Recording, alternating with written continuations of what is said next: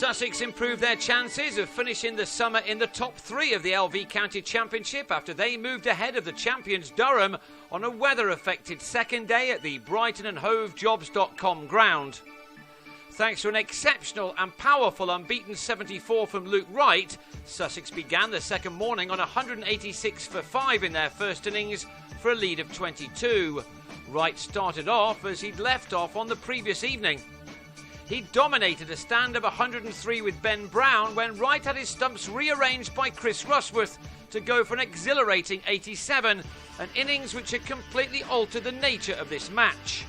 Ashar Zaidi tried to pick up Wright's baton and he kept the runs coming by pulling Rushworth for a 6 with a very well controlled shot. He and Brown then continued to frustrate the visiting attack, one which has largely had things go its own way in the last month or two. They were finding life a little more difficult here, although conditions still appeared good to be bowling in, with plenty of sea mist around. The bowlers had controlled the first day of this contest until Wright's feisty retort, and now this pair was starting to give their side a very good first innings advantage, as Sussex aimed to finish with a decent amount of prize money for ending in the top 3. This pair took that lead to 122.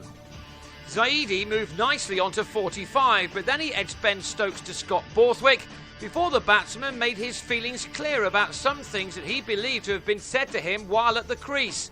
He looked less than happy. Brown, who'd secured a hard-working 50 off 128 balls in the previous over, then brought up his side's 300 before taking his own tally to 64. His innings ended there as, on the stroke of lunch, he drove Borthwick to Stokes with a total on 309 for 8. Chris Jordan didn't last long after the break. On 9, he also fell to Borthwick, Paul Collingwood with the catch at slip. But the champions were then held up by the last Sussex pair of Steve McGoffin and James Anion, who stuck it out for 5 overs as the coastal mist worsened. They carried the total along to 328 to give their side a more than useful lead of 164, as Sussex exactly doubled the Durham total. Graham Onions finished off the innings with his 69th championship wicket of the season. That's one more than Alan Richardson of Worcestershire. McGoffin edging to Borthwick on 13.